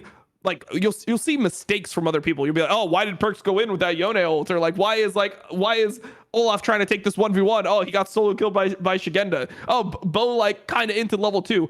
You have to be a fucking idiot to see that and then not understand that, like, the reason why this is happening in the game. Your bot lane died level 1. You have a Nidalee, Olaf, and a fucking Yone on your team. You have to win the game immediately. Like, you don't have the option of playing. Oh, well, you could play better than that. This is what everyone will always be lost at. They'll be able to tell you the misplay, and then you'll ask them, what would you like that player to do instead? And they'll never be able to answer that question. What do you want Photon to do in that game too? What do you want Bo to do in that game too? Yes. Just not getting bot. So what do you want? You want him to full clear? Okay, so he's full clearing and his bot's hard losing. At what point are they winning the game? So he's full clearing, his bot's hard losing, and they're gonna make the Herald rotation. They're gonna get first Drake, and he's playing Nidalee. Like, how is that ever going to be a winning situation? That's the biggest issue that I have with these types of situations. When you ask them what you want the player to do, they can never answer what the legitimate like best play is, because you don't have winning plays when your bot lane is losing this fucking hard. They have to make fucking plays happen. Yes. Let's talk a bit about Heretics then, mate. Because I actually think here's another team that I'm with you. I actually do think most of the players aren't that good on Heretics. Like, Jankos is really good. Like, I think he's still a top 3 jungler. Yeah, he ran it down game 3, but yeah. He did have that one that he fucked up, but he also carried the fuck out the game too. Admittedly, in game 3, he did definitely fuck up by stealing that fucking kill from the Gragas. Although against the Gragas, he could have just given the Jax the kill. Like, really? He's a Jax, Well, bro. late game team fights, he just suicided like over and over again. Sure. But aside from that, like, he did everything he could in the first couple of games. Yeah. In general, actually, one thing I like about Heretics is I don't think most of the players are that good. But one, the Evi guy did prove he can play Jax. Okay. Admittedly, it was only one game. That helps. It's not just Cassante only. And then also, I actually think this team looks fairly well coached too. Like, they seem pretty proactive, mate. Like, in general, it looks like they're going for the players. And they're only like a play or two missed from really being in a chance to like maybe win this series. Like that player in the game 3, actually. What about that one where Mercer just like fucking missed the silence with Soraka on like the Zonya? Like, come on, bro. Like, that's a kill on their carry. Like, if we get that, you know what? These are like the small players. Don't give the kill to the Jax from Jankos. Fuck that up. Like you say, Jankos at the end probably tried too hard and just went fucking too deep. Like, their big problem basically was everything except team fights. They were doing pretty well at, but in the team fights, they just lost them all. Like, they were mispositioned. People split apart. Like, it's annoying because Vitality was right there to me. Like, Vitality really could have fucked up this game 3, mate. Oh, yeah. I think Vitality should have lost at points during this game. But that was, I really just saw that as like Vitality being weak than thinking Heretics is strong. Like, I still think that Heretics is just a bad team. Like, I expect SK to beat Heretics. And they can't close is the problem. Like, it doesn't matter. Like, it doesn't matter if Jankos has a good game. It doesn't matter if they get people ahead. Like, they're not going to close against top teams is the problem. And partly because you have to be good in team fights. Come on. Yeah, I mean, I think that's part of it, and the other part of it is like they're like outside of Jack Spectra, you pretty much have Jankos who's good early, and then you have Jack Spectra who can maybe carry you through late game. I still am not convinced by the solo laners. I don't see anything to like make me believe that their solo laners are actually good. Bang average, they're solo. Or slightly below average in 1 or 2 cases, maybe. Yeah. So the one thing that I saw like Forrest say on Twitter was, how bad do teams actually think Evi's Cassante is for them to see him play it every single game, be his best champion, and continue giving it to him? Like, that really just shows what other teams' mentality is around him. And I'll tell you, just from talking to people, like, I had Wonder on one of the live views I did, no one thinks that this guy is actually a good top laner. None of the other top laners are like, this guy is like legitimately a good top laner. Everyone is way more scared of even like Finn, for example, like than they are of Evi in this type of situation. So they're just baffled as to how he keeps getting this pick, basically. Well, it's not even that they're baffled. It's just like he gets it because of disrespect. People think that he is so bad that he's not going to carry the game regardless of what champion he's on. So you might as well try to like limit Jankos. Like, you saw this, the idea from Vitality of the series: ban out Maokai Sejuani and don't let Jankos play like a tank jungler that he can actually like win the game early on. Like, don't allow him to play a tank jungler where he can gank lanes and get people ahead, because the laners are not good enough to carry without him massively helping them. Obviously, the game too is, in this series, I know we're kind of going out over here, but the Vitality Heretics game 2 is just bot diff. Like, that's the only thing I care about in that game. You have a Caitlyn Lux bot lane and you died level 1. You have a Cassidy and you match that up with the Caitlyn Lux so that the Caitlyn Lux can win early and get you to the point of the game where the Cassidy can scale. You have the Kate Lux that'll be able to push in, get turret, rotate mid, then Cassidy gets into the side lane. He fucks off until he was like level 11 or like 16, whatever he even farms, and then you get into the late game team fights and you just win. That was the idea with this. That all sounds great, Tom, but I'll give you a counter offer. You know, like those pawn shop guys who are like, best I can do is Kaiser walks way too far up in the bot brush, gets hooked, and then just continues to slowly walk as he realizes that, like, you know, level 2 Lux or whatever doesn't have that much health. So the best I can do. Yeah, I mean, that's like, we starting the game like that. Honestly, if that was the only mistake, they still would have won bot lane. Like, you realize, like they actually could have won bot lane still with that one mistake because of the fact that they had heal and the enemy AD carry had boots. You have Doran's blade. The other enemy AD carry has boots. He has less HP than you. He has less fucking damage than you because they just think they can't ever fight. Yes. For this lane to lose, you have to get your AD carry hooked and lose both sums level 1. And then your Lux has to int level 2. Like, that is the conditions that need to be met in order to lose. It is impossible to lose this bot lane 2v2 versus fucking Boots Zeri. I don't know how you do it. It's just also, by the way, another area in that team that they're not on sync is basically Kaiser never got the memo from Neon. Like, I'm not going in on any of this shit. Like, that communication is that Kaiser still thinks like, I'm fucking Hillsang, and if I make this play, we get the kill. It's like, he's not going in. Like, you may as well not make the play, mate. It's just, you are just going to die, and then he's going to get out on sliver of health, and then you're just going to get blamed. So, like, at this point, like I say again, it'll sound fucked, but do nothing. do less. I know normally they're like, do more, be better. No, just do less. Just do less. Yeah, do nothing. Please do nothing. I never want to see them making any plays bot lane. Please just don't do anything bot lane. Let your other teammates, because dude, you're literally seeing how much it's tilting their teammates. Their teammates are like, we got to do something. Every player is making a mistake that they don't have to make, right? And it's not because those players are just also bad. It's because of what the game circumstance is. The game state is so fucked that they have to just flip it. Because, I mean, it's like, it doesn't matter if you lose by an inch or a mile. Like, if you're going to lose, you might as well, like, do your best to try to win. No, mate, it looks like, for real, like, Neon and fucking Kaiser just watch all the G2 VODs and, like, we are fucking Jan, Sama, and Mickey, right? Let's do this shit. It's like, you aren't. You very much aren't. Please, I mean, they don't even play like Jan, Sama, and Mickey, though. They literally just, like, play lane. It's like they think they're Comp and Trimby, I guess, like based off like their picks, they're like, we can play like the Lulu Sivir. Like they tried to play a Lucian Nami game, it's fucking terrible. They tried to play Caitlyn Lux twice, it's been terrible both times. Like they're picking, I don't know what they're actually good at. Ezreal Karma, they actually entered that lane in this series. They entered that lane, and then Bo came and burned 3 summoners. And then they just won the lane later on. But that was not a good lane. That was another level 1 int from Kaiser where he walks into the third bush and he loses like 75% of his HP. And based off the fact that he does this every game, in no way do I give him credit for intentionally taking a bad trade to try to like, no, of course not, give like Bo like an angle to gank the lane. Like they're not that advanced. They can't even do 2v2 plays, mate. They're not doing some like fucking 5D Jenga. Exactly. Yeah, no, exactly. Like if you can't do addition, like how the fuck are you going to do like advanced calculus? You know, it's just there's no shot. Also, here's the diss and a half, right? So if you know historically, this is just a diss. It's just a straight up diss. They were so trash in this series that they actually started making me think Mercer was good. Like, he had that game on North that looked good, because the joke is, he's just free to do whatever he wants, isn't he? Like, can't even die bottling, apparently, so don't worry about it. Yeah, I mean, I was looking back, I'm like, did he get, like, one of those angles? Or, like, you know, sometimes you'll watch, like, a Carrier Nautilus, and he'll be doing the mechanic. Like, he loves to just... Carrier loves to be like flashy, right? So he'll always do the mechanic where he's like autoing a minion, and then halfway through his auto on the minion, he'll cast his Q, so you hide the animation of the Q. And like, I'll be like, did he get caught by that or something? And it's like, no, Neon's just standing outside of the minions and he just hooks them. The other one, like Kaiser's just standing in front, like just in the third bush by himself. Like they can see where Caitlyn is in the lane. They know the jungler can't be there. He just hooks them. Like, I don't know what's going on, man. Like, I don't know. Like, are these people playing solo queue? Are they still high rated in solo queue? Are they playing champs? What is going on? Why are they so bad? I actually have no idea. I actually do think, because you made the reference, I think for real, Mercer's just watching all the fucking Carrier VODs, because he even tried that Ashe support. It's like, brother, no, sorry, the Varus support. It's like, yours was a lot different than the Carrier one, though, wasn't it? Can you go back? Should we rewind and go look at some of those games? Because yours wasn't good, mate. You were doing fucking nothing with that.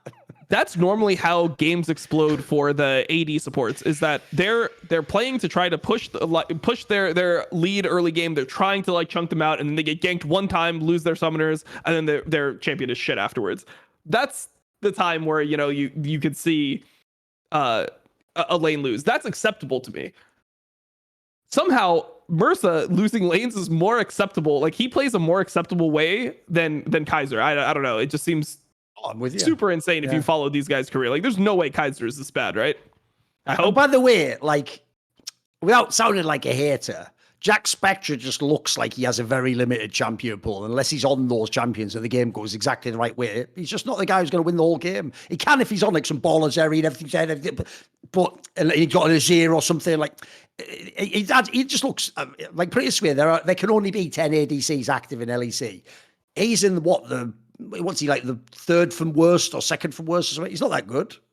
No, he's probably higher than that. He's probably higher than that just based off like the merits of other people. Like, he's better than Neon. Like, he's better than Neon. He's better than Reckless, and he's better than Patrick. So he's already. Oh, I guess he has to be. Yeah, he has to be a minimum 7th. Then okay. Yeah, I mean, I think that also his champion pool it's definitely what he's strong on, but I think it's also what they can win on. He needs to be able to carry games later on. He either needs to like be able to stomp lanes with Draven, which is kind of his pocket pick, or he needs to be on something that can late game carry, because I mean, he's just like, to be honest, they're just not that solid of a team. Like, they don't have good team fighting. He needs to be able to, you know, be the rock that's gonna get them over the hump, so to speak, later on in games, or they're just gonna lose a lot of games just straight up around Drake, around, you know, Elder, Baron, all that stuff. The sad thing to me is this. The last thing I have to say about Heretics, and then we'll obviously like talk a bit about SK. They do the matchups. Is I really do think this is actually where you can't win if you're somewhere like Yankos, because I actually think Yankos is like fucking like 75% of what makes this team even look competent, or players look good, or players don't just get ganked all day long. If you just took him off this team, Dom, and just give me like whoever the most average jungler is, put him in Heretics, and Heretics would be like the 8th best team or something like. They just wouldn't be relevant. Yeah, 100%. And then the other thing that sucks for Yankos is that his best quality is like bad on his team, and his worst quality becomes very apparent because he's not a super good team fighting jungler. Yep. You know, like he sometimes makes mistakes. He'll make a mechanical misplay later on, and that's going to be something that will lose you the game in Heretics. But all the stuff that he's good at will never win you a game in Heretics. Like he'll play really well in a lot of like his early games. He'll get people ahead, but they're not going to be able to carry the lead. So it makes him look worse than he is. Like he obviously is flaw. I mean, all players have some type of flaw. It just sucks that like his strength doesn't align with what his team like is able to play off of, and then his weakness just becomes very apparent later on in games. I mean, let's be real. You got to give him a fucking solo laner. Just give him one good solo laner. We can do something. Like, is it just, again, if we're doing in the league, they're average to below average. They're just below average. Let's be real. Both of them. Yeah. 100%. They're also going to be like 7th or 8th best at their role at best, right? So what are you working with at that point in time? We'll pretty much see, right? Like if they end up losing to SK, they're just 7th or 8th anyway, right? They're 7th or 8th compared with Astralis. I probably give them credit for being better than Astralis. I mean, I think BDS is going to shit on Astralis. So yeah, they're probably just going to be like the 7th best team or 8th best team in LEC, which is pretty much where a lot of people had them. I had them a little bit lower. I think I had them 9th, but with like Fnatic and XL being in the league, I feel like 7th or 8th is the lowest you can realistically go without like a massive mental implosion on your team to split. Let's talk a bit about SK then, because they still managed, even in losing, to be one of the most interested teams in this entire phase of the tournament. Because as you alluded to, even though coming into the split, a lot of people had questions about, like, will this bot lane actually be good? Like, they've been way better than you'd expect. Like, realistically, right now, not only are they good, but they're, like we're saying, if you match them up against some of the other teams, they're like a real win condition. Like as we're saying, if we, in a minute, talk about them versus Vitality, that they should win those lanes. Like, that they've scored a win on that one. And your point at the beginning of the split about like this is exactly the style of team you want Irrelevant on. Perfect. And he's even back in the meta. He can play all the Scion and all that shit. Even this Jax that he's forcing a Jax ban out. Bro, your third lane is forcing a Jax ban out in a bunch of games. Like this is like SK has gotten so much more out of this lineup than you'd expect. Like it's just a good team, even though they lost to Koi. You know, whatever that can happen right now. Like it's just actually a good team. They're a solid team. I mean, they also play like the full range of bot lane like champions. They can play the Caitlyn Lux. They can also play like the Lucian Nami. They can play the Yuumi lanes as well. The like Zeri Yuumi, and they can even play like Yuumi with Lucian. So they can play all of the meta. They play it well. And you know, the series versus Koi, I thought the unexpected thing for them was that Sertus had a really bad series. I think he's been pretty good so far this split. He got heavily outplayed by Larson. I think Marcoon, who's also had a pretty good split, got outplayed by Malrong. They lost 2v2 mid jungle, and it's really hard to win versus a team that's playing like decently when you lose 2v2 mid jungle. I mean, I don't think that Exakick and Dawson necessarily got like outclassed by Comp and Trimby. I think they played fine in the game. It's just people had uncharacteristically bad performances in other places that have been good. Also, the Mumu pick just was not it. The Mumu pick was exactly what you didn't want, based off the fact that enemy team already wanted to dive into. What would you rather see there? I would have to see what's up, but I would rather see any type of like champion that can potentially like disengage rather than just match the engage head on. I feel like you gave them an easy out by going this Amumu into Let's see. So obviously Malrong was Sejuani, Vi was banned, Maokai was banned, Wukong was banned. Like, fucking hell, he got 4. To be fair, he did have 4 bans against him, Marcoon, in that game. Yeah, no, he did have a lot of bans against him, which is why, and this is one thing that's always been an issue for Marcoon, is that he is the type of guy that's like, there's like 4 or 5 meta champions, I'm going to master all of them, and then I'll just rotate between whichever one of these champions. He's not the guy that's going to like pull out something crazy. But like, for example, like in this game, something crazy that I think could be really useful would be something like a Kayn. Like, I think like a red Kayn, a red Kayn would be banger in this game. When you see the enemy top side of like Sejuani, Silas, Aatrox, like that is the champion that I think is really good there. Pretty much anything where you're not forced to like dive engage into them. Like Kayn can play front to back. You can actually just like be a sustained tank, a frontliner, and allow your Azir and Caitlyn to hit. I would look at a full list of champions to give other ones, but that's something that immediately jumps out as something playable in that situation.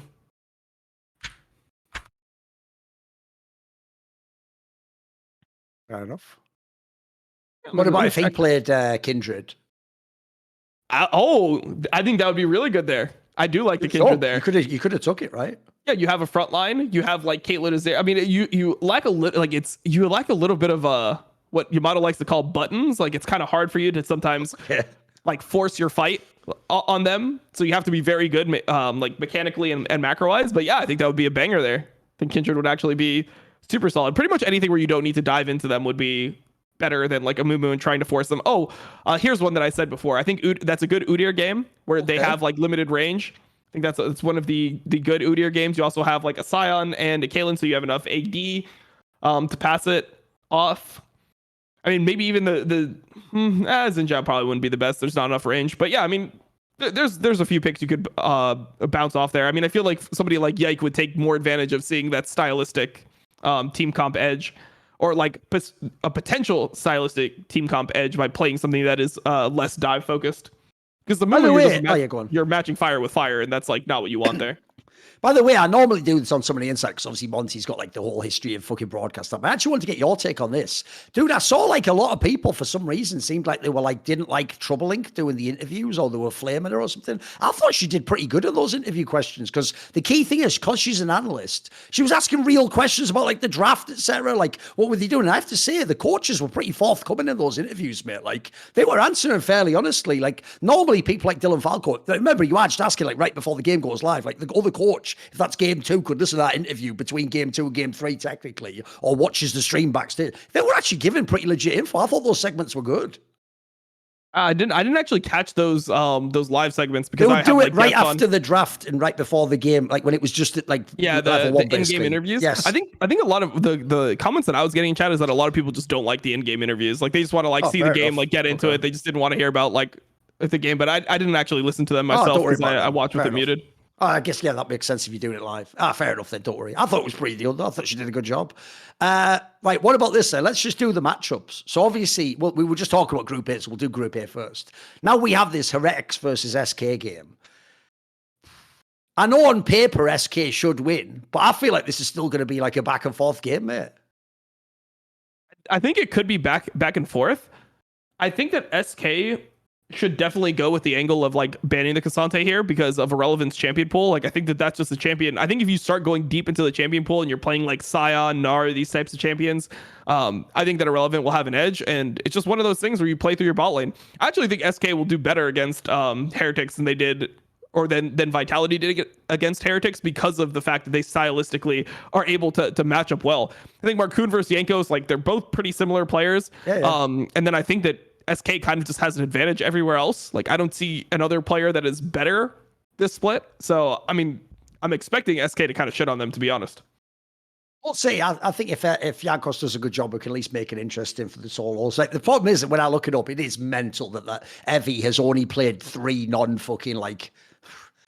How's that even point? This is mental. How many games? Oh, he played a couple more. It is nuts how many Cassantes he's had.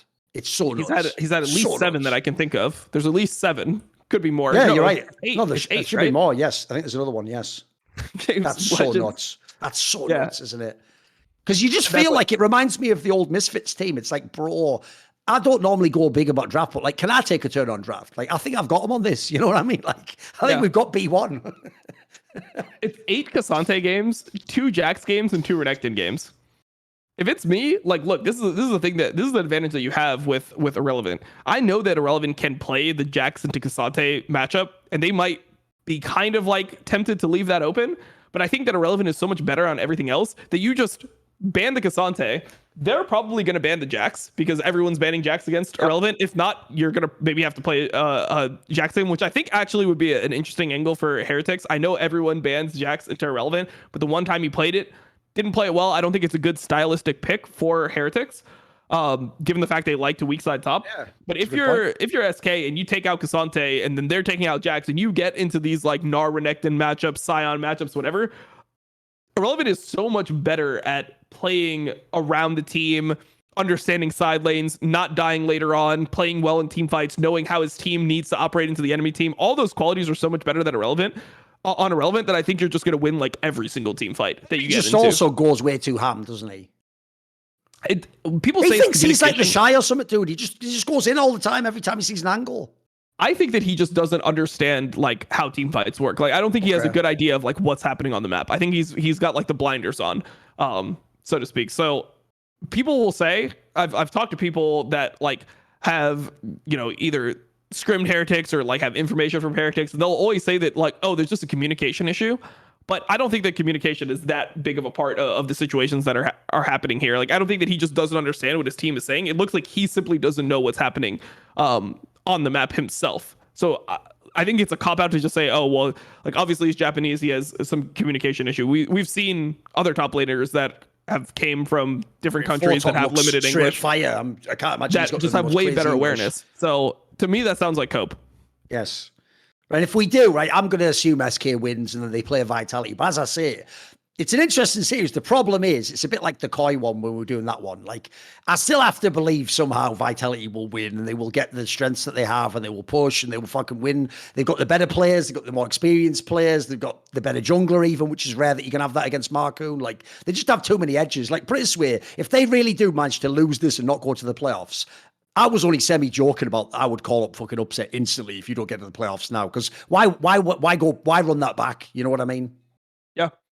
I mean, it's tough. I think that Vitality still should win if they do play against SK. And I think if they play against Heretics, they could probably play against it easier. I just think that like Vitality, they need to actually start figuring out what the band-aids are going to be. They really have to show that they're willing to do that. If I go into the next series and I see Sivir first picked, or I see like Zeri first pick for Dion, I think they're actually going to lose the series. Like if they're unrealistic with how limited their bot lane is, I could see them losing.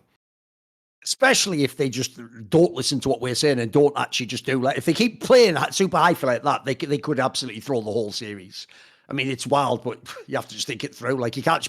They just meet the biggest problem, like you were saying before, is it's the impact of what it does to the top side. They can't play normal League of Legends anymore, which, by the way, they're some of the best in the whole league at right now, but they can't play. Like, essentially, they're having, like you're saying, they're having to create players that don't even need to try and get back into the game. So if you do that, like, like for real, it's not just that you're not the good part of the team. You're an actual liability. You literally drag the team down the map in the most literal and metaphorical sense. You drag them down.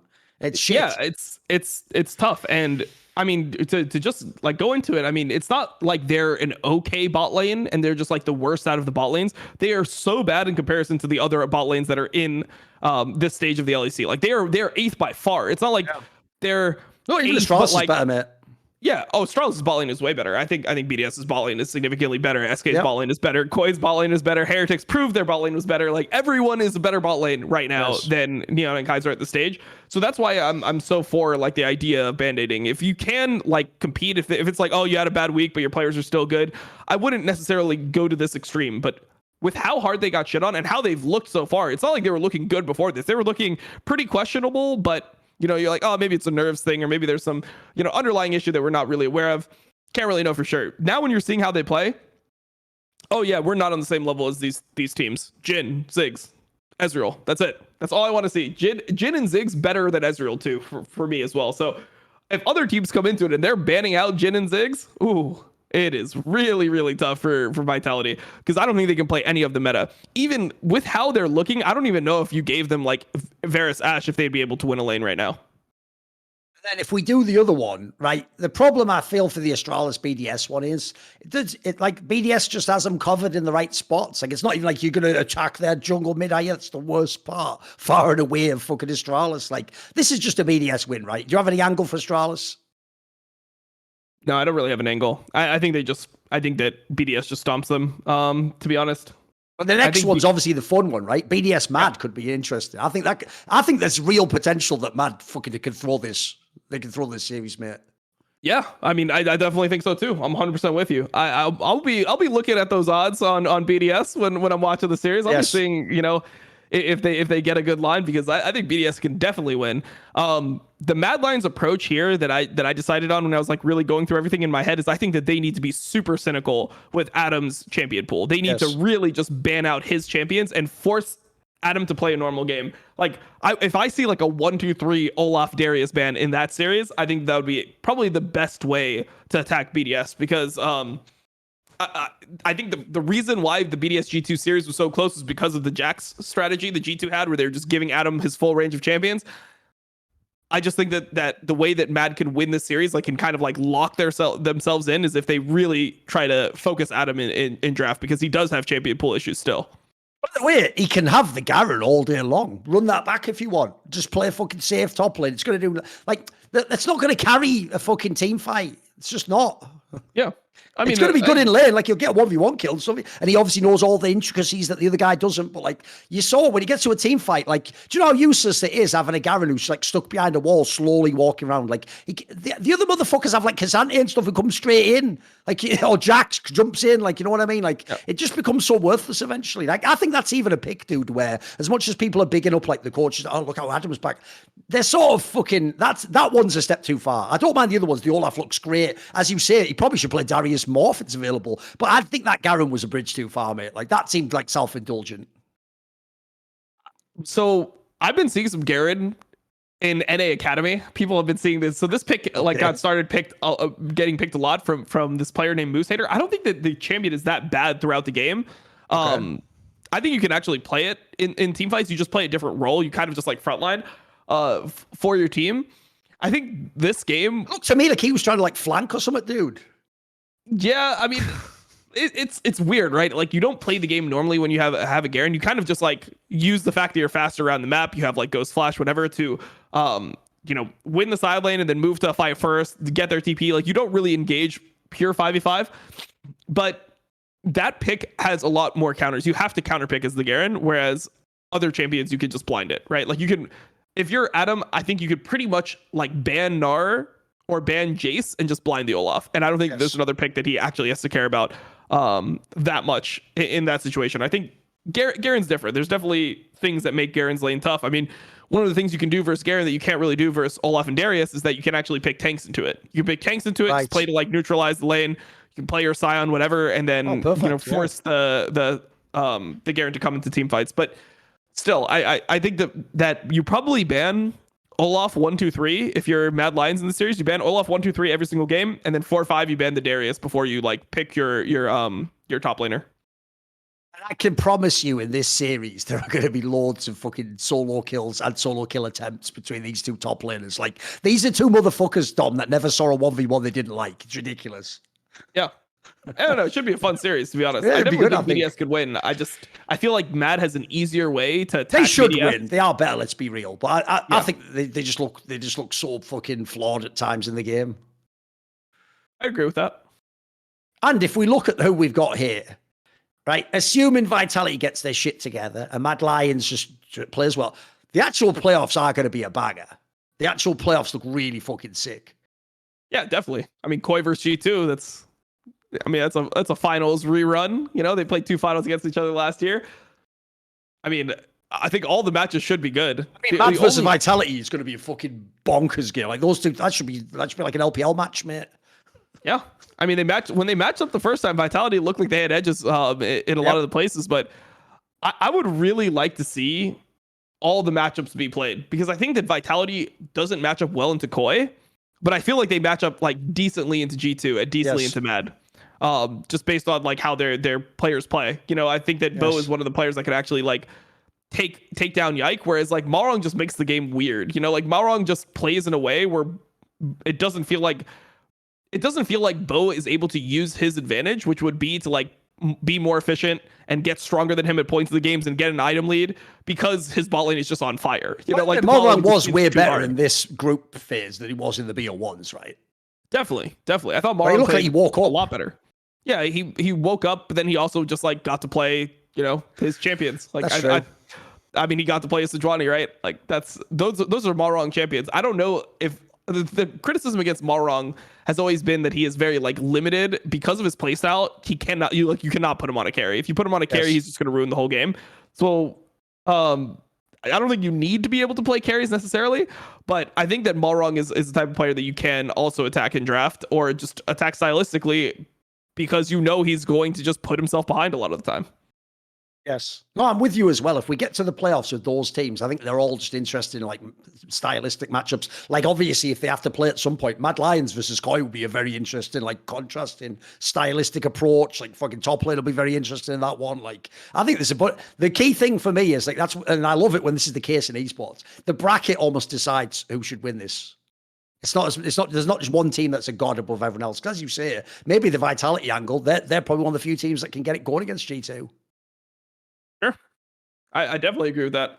Here's a question then, before we wrap it. Who is so far, if you had to pick, like obviously we wouldn't do it net yet, but if you had to pick your MVP so far, who's the MVP of LEC Winter thus far?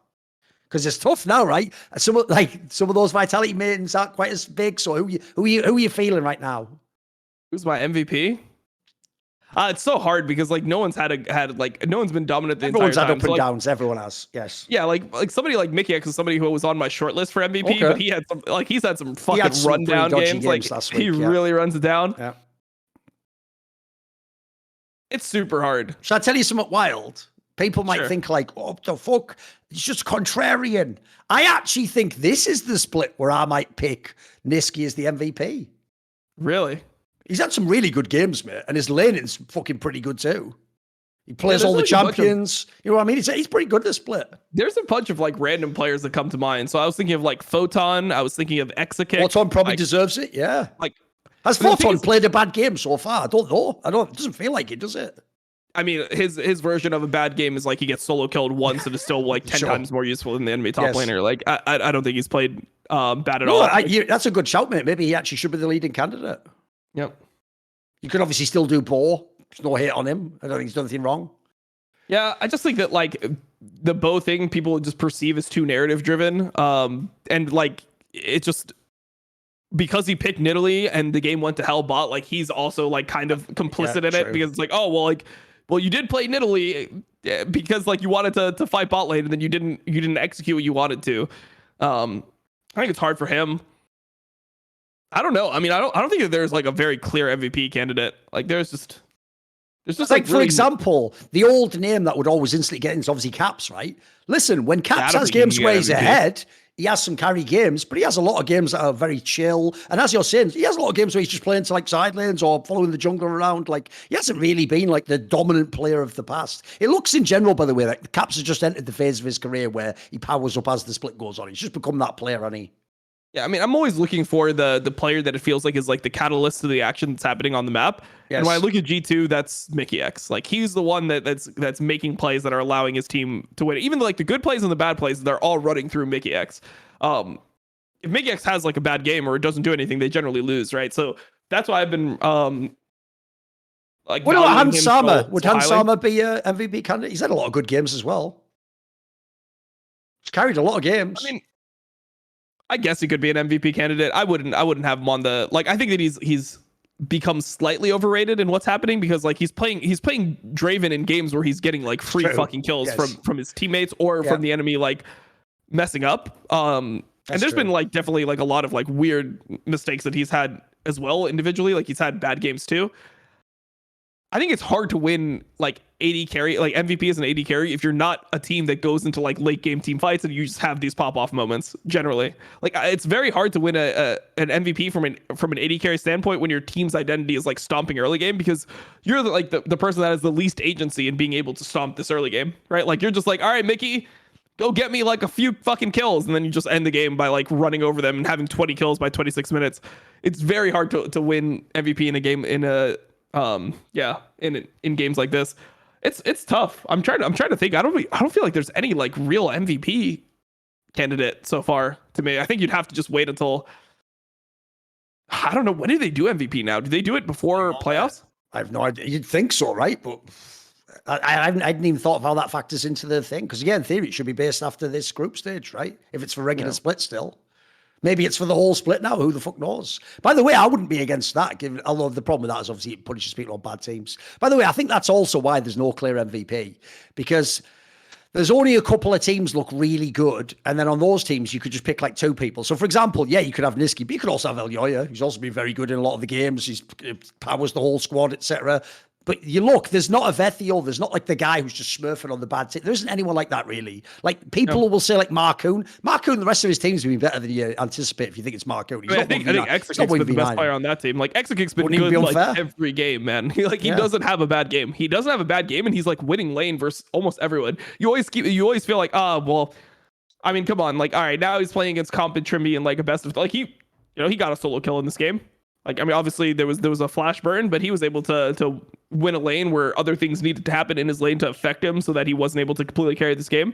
Like, he's been super solid. It's really hard because they play best of ones, and then the best of threes, like, you're not getting to see like all the matchups. So normally you'd get 2 best of ones, or you'd have like a few really dominant teams, but with like the group stage, it's super strange. I don't think you could give MVP to anyone on Koi because half of the games they've played.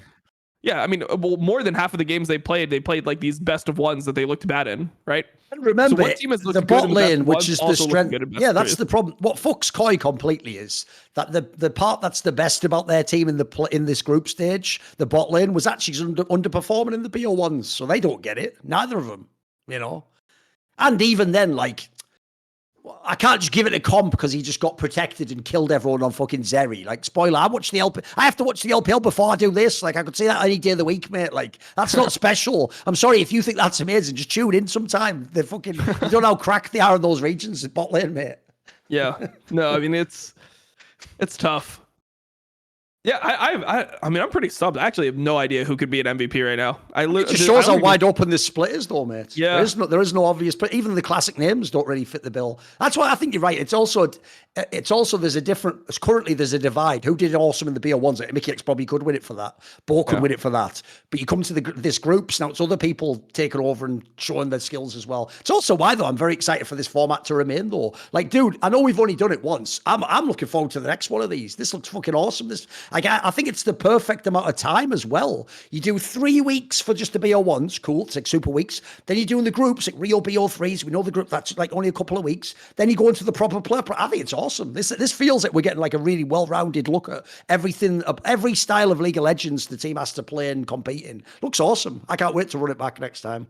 Yeah, I like it a lot too. The only thing I worry about is like viewer fatigue, because it does feel like it's like almost like overly hype. Like every part is hype. It's like you got people eliminated in the first 3 weeks. Then you got like BO3s that matter a lot. Like we're talking right now. Pressure's way higher. Yes. And then you just there's no cooldown period. You're just jumping right into the next fucking BO1s the week after. There's not like a week off or like 2 weeks off and then we come back. So I actually wonder if viewers will get like a little bit like I don't know, just too much hype. They might get hype overload from some of these. Because the thing is, like, I actually think, even though obviously I do think Counter-Strike is a better game than League of Legends, I actually think it's mainly the fact that it's a tournament circuit that makes it so hyped on. Like, the point is, in a Counter-Strike tournament, yes, it lasts like 2 weeks, and by the end of the second week, it's already the semis, it's already the finals, and the stakes are already up here. So, but it means, like, the key thing for me is how it's going to work with the breaks between the different splits and stuff. If they can manage that well, I think it's good. Like, you need to feel like there's a week or two off, and then you jump back in. If it feels like it's back to back to back to back, that might be too much at that point. You have to have a little bit of a refractory period, as it were. It is back to back. It's finals, and then the next week that same team is playing. That might be too much. Then that might be too much. It's pretty crazy, but I mean, I like it. I guess you have to because of MSI, right, to fit it in the calendar. Yeah, no, I mean, for me, it's great because like I don't want to have to fucking watch boring ass best of ones for like. There's always a period like around like week like 5 or 6 of splits where I start like dreading watching like LEC and LCS because you already know who the top teams are, you know who the bad teams are, just playing these shitty best of ones, and then there's always like best of ones that just fucking suck to watch. Like there's just a week there where it's like, all right, so now we get to see the day of like Rogue versus Astralis. Oh, who do we have? We have BDS versus G2. Mad Lions versus fucking like XL when they're bad. It's just you end up with like these days where it's 4 or 5 fucking bad games in a row where teams shouldn't be close at all. Even if you get upsets that during those days, they just feel bad to watch. So hopefully we don't end up in any of those types of times in LEC anymore. Well, anyway, I'm enjoying this period of LEC. So that's it from the Best Damn League show, period.